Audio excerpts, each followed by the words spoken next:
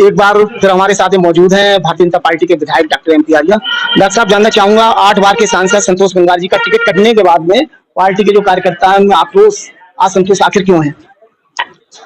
देखिए, असंतोष जैसी कोई चीज नहीं है।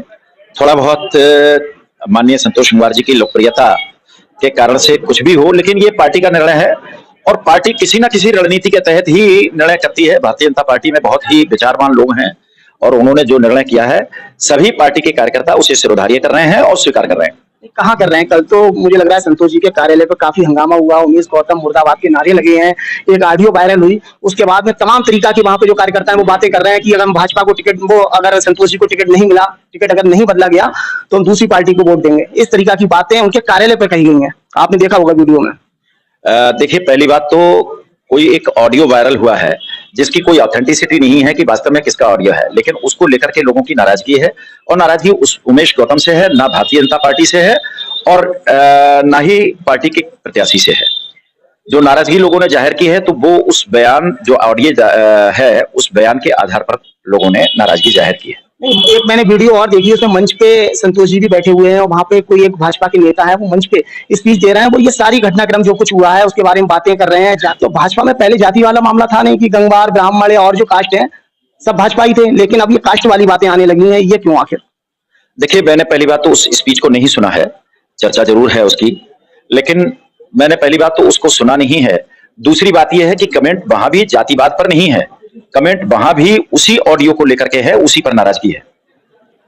नहीं, इसके अलावा मैं एक चीज और जानना चाह रहा हूँ, जैसे व्यक्तिगत लोग जुड़े होते हैं, जैसे आप हैं, आप विधायक हैं नवाबगंज के, बहुत से ऐसे लोग हैं जो व्यक्तिगत आपसे जुड़े हुए हैं, ऐसी संतोष जी से जुड़े हुए होंगे क्योंकि उनका तो मुझे लग रहा है राजनीतिक कार्यकाल बहुत लंबा हो चुका है। तो एक कसक है दिल में लोगों की कि संतोष जी को टिकट नहीं मिला, 8 बार के सांसद दिग्गज नेता संतोष गंगवार, उनका टिकट कटना और छत्रपाल जी को टिकट मिलना, जो लोगों के अंदर जो कसक है उसे कैसे दूर करेंगे? देखिए, कुछ करना नहीं पड़ेगा। भारतीय जनता पार्टी का कार्यकर्ता बहुत ही समर्पित और विचारवान कार्यकर्ता है। निश्चित रूप से जो पार्टी का निर्णय है उसे स्वीकार करेंगे और उसके अनुसार ही काम करेंगे और निश्चित रूप से पार्टी यहां पर विजय हासिल करेगी। श्री छत्रपाल गंगवार, जिनको पार्टी ने माननीय मोदी जी का दूत बना करके एक प्रत्याशी के रूप में भेजा है, वो विजय हासिल करेंगे।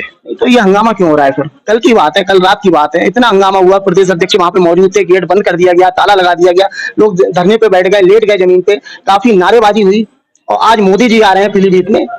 मैंने कहा ना कि एक ऑडियो वायरल हुआ और जो किसी भी तरह से अधिकृत नहीं कहा जा सकता, जिसमें आवाज भी पहचानना मुश्किल है, उस ऑडियो के प्रति नाराजगी लोगों ने जाहिर की है। पार्टी से किसी की कोई नाराजगी नहीं है। आज पार्टी कार्यालय का उद्घाटन है नवाबगंज में, क्या संतोष जी कार्यालय पे पहुंचेंगे, उद्घाटन करेंगे या नहीं? देखिए, माननीय संतोष गंगवार जी अभी अभी पार्टी कार्यालय पे तैयारियों का निरीक्षण करके गए हैं और जैसा मुझे सूचना है वो आएंगे। बाकी व्यस्तता के आधार पर है, माननीय प्रधानमंत्री आज पीलीभीत के अंदर हैं और उस कार्यक्रम में माननीय संतोष गंगवार जी शामिल होने के लिए गए हैं। जिस तरह की व्यवस्था बनेगी वो आगे काम करेंगे। इससे पहले एक डॉक्टर दीप्ति भारद्वाज हैं जो मुझे लग रहा है भाजपा की पूर्व प्रवक्ता थी, उन्होंने भी एक बयान दिया था कि छत्रपाल गंगवार जी अपना टिकट सरेंडर कर सकते हैं। तो इस तरह की बातें आती रहती हैं सोशल मीडिया पे, तो क्या ये कोई गुटबाजी है या कुछ, या भ्रम कहेंगे, क्या कहेंगे इसे? देखिए, गुटबाजी तो नहीं कहूंगा, लेकिन हाँ ये जरूर है कि कुछ कई जगह भ्रम है, कुछ विपक्षी इसको हाईलाइट करते हैं, इस तरह की चीजें हैं और हर चुनाव में इस तरह की चीजें होती हैं। ज्यादा हाईलाइट हो रही हैं इस बार, थोड़े दिन में सब ठीक हो जाएंगी। बिल्कुल। या कुछ असर तो नहीं पड़ेगा चुनाव पे? मुझे नहीं लगता है कि किसी तरह का प्रभाव चुनाव पर रहेगा। थोड़े दिन में ही पार्टी का कार्यकर्ता जब निकलेगा तो सब कुछ ठीक होता चला जाएगा। पार्टी का कार्यकर्ता निकलेगा, जो संतोष जी का कार्यकर्ता है, जो उनसे जुड़ा हुआ है, वो निकलेगा क्या? या वो दिल में कसक, जो उनके दर्द है, वो बड़ा मुद्दा बन जाएगा? देखिए, माननीय संतोष गंगवार जी पार्टी के बड़े नेता हैं और जो लोग भी उनके साथ में हैं वो सब पार्टी के कार्यकर्ता हैं, वो पार्टी के लिए काम करते हैं। निश्चित रूप से सब पार्टी के लिए जिताने को जुटेंगे और निश्चित रूप से पार्टी विजय हासिल करेगी। अच्छा, मुस्लिम वोटरों को अपने पाले में लाने के लिए क्या कोई योजना है भारतीय जनता पार्टी की, आपके स्तर से यहाँ पे नवाबगंज विधानसभा में, उसके लिए कुछ सोचा है? क्यों आपने हमारे कार्यालय कितनी बार देखा है, आप जब देखेंगे तो यहाँ बहुत सारे मुस्लिम आते हैं, पहली बात। दूसरी बात, हम जातिवाद या धर्म के आधार पर राजनीति नहीं करते हैं। भारतीय जनता पार्टी तो सबका साथ और सबका विकास का नारा लेकर के और सबके लिए काम करती है। मुख्तार अंसारी की जो मौत हुई है उसको लेकर तरह तरह की चर्चाएं होती हैं कि साहब वो माफिया था, उसे जहर दे दिया गया, तो मुस्लिम समाज में एक आक्रोश है, उससे क्या लग रहा है आपको? भारतीय जनता पार्टी का जो लोकसभा चुनाव हो रहा है उसमें फर्क पड़ेगा कुछ? देखिए, ये सब राजनीति है कि जहर दे दिया या ये दे दिया, और मृत्यु तो एक अवश्यंभावी चीज है, किसी के लिए भी आती है। और राजनीतिक लाभ उठाने के लिए लोग तरह तरह की बातें कर रहे हैं।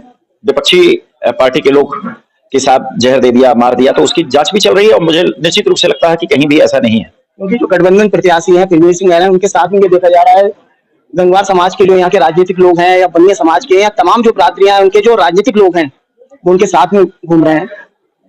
आपके साथ में है क्या लोग आपके प्रत्याशी के साथ में? देखो भैया, एक बात बता दूं आपको, श्री प्रवीण सिंह ऐरन के साथ में कोई भी पार्टी का कार्यकर्ता किसी भी तरह का नहीं है। उनकी पार्टी का नहीं है उनके साथ। उनकी गाड़ियों में केवल पेट भरकर बैठते हैं जो 300 रुपए रोज लेते हैं। ऐसा कैसे कह रहे हैं आप? आपको कैसे पता?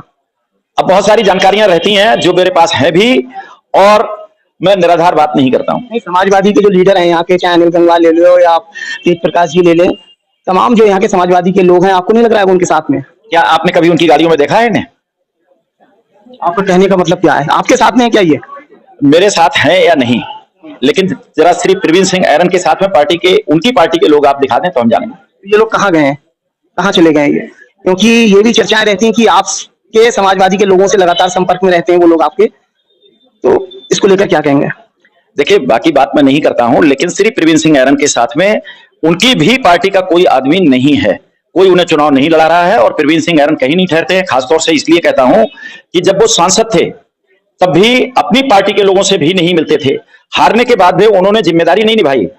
ये राजनीति का हिस्सा है, जीत या हार, लेकिन जिन लोगों ने वोट दिया है, जिन कार्यकर्ताओं ने आपको लाया है, उनके प्रति एक राजनेता की जिम्मेदारी होती है कि वो उनके वक्त पर काम आए। श्री प्रवीण सिंह ऐरन कभी किसी के काम नहीं आए, और इसके कारण से लोग उनके साथ नहीं जुड़ रहे हैं। 2009 में प्रवीण सिंह ऐरन की जो जीत हुई थी, उस समय भगवत शरण गंगवार भी थे, चुनाव लड़ा था उन्होंने, त्रिकोणीय चुनाव था। तो भगवत शरण गंगवार इस बार चुनाव नहीं लड़ रहे हैं बरेली जिला से, तो वो जो वोटर है उनका वो किधर जाएगा, क्या लग रहा है आपको?